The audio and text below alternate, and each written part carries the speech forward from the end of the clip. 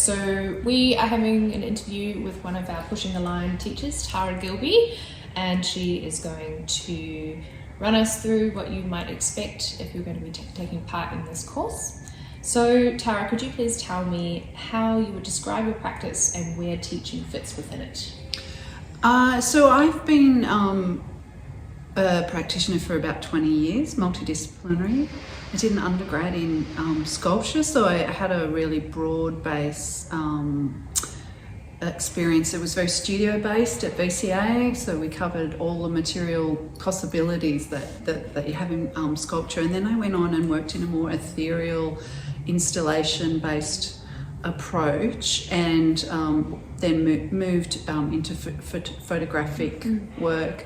The photographic work that I've done tends to be less representational and more about the materiality of photography. Okay. And so some of the, I draw on some of the sort of formal concerns of sculpture around negative space, around light, and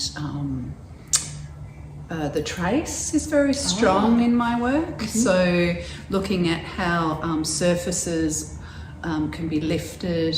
I've done frottage drawings, and I've then taken them into the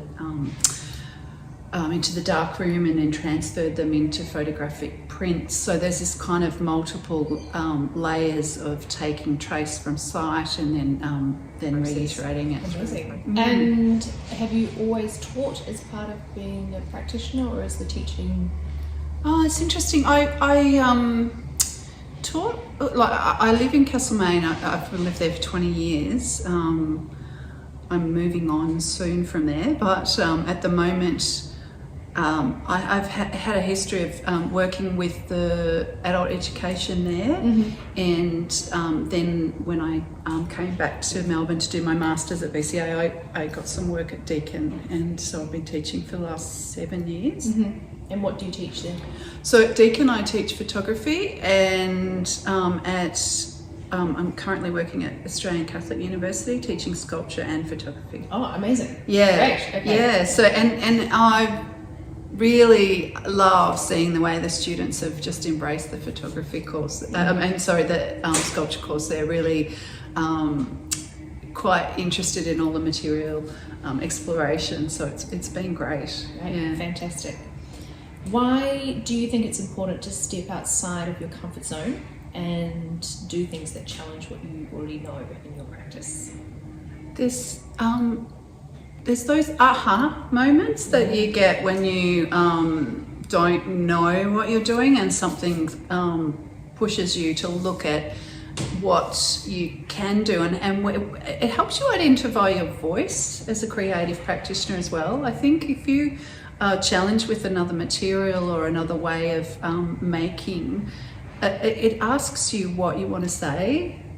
You kind of get to know what you're doing in a certain field sometimes. So if you, like, say if I go from photography back to sculpture, it's like, well, what do I know from photography that I bring to sculpture? And so when I did my Masters and I made sculptural works, I invested them with UV paint and illuminated them, so they had this very ethereal, and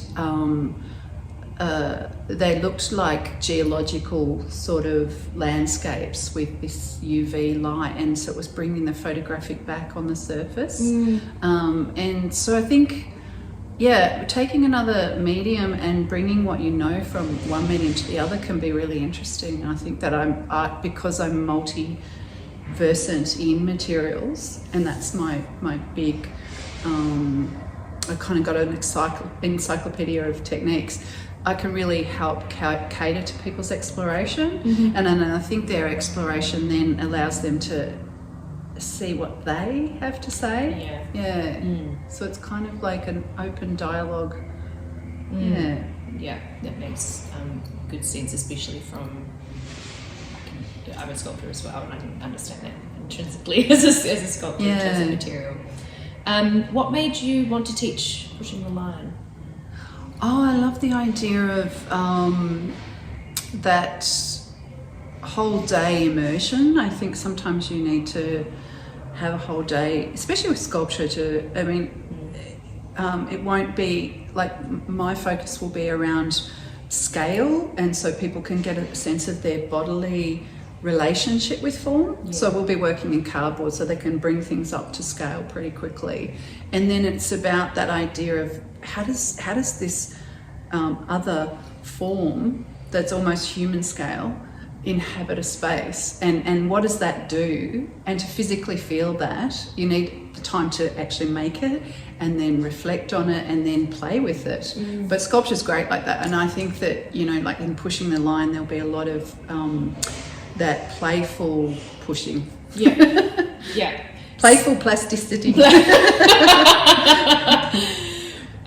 You've just touched on it there, but is there anything else that students with you on that day could expect or might be able to explore? So scale, obviously medium with material being cardboard. Do you feel like they need to come with any sculptural experience? Or No. I think that seeing my students at the moment work in sculpture with a range of backgrounds, you know, they're only first year students and they really take to it quite quickly and they produce quite quickly. So I know that they won't need experience in sculpture, but what they'll get is a sense of how a concept can sit around that sense of sculpture. So rather than a technique where you learn how to make a mould or craft clay or something like that, they'll get a sense of, as a group and individually, what is the conceptual drive behind sculpture and its sort of ability to expand thinking. Great. That sounds really interesting. Yeah. And a lot of fun.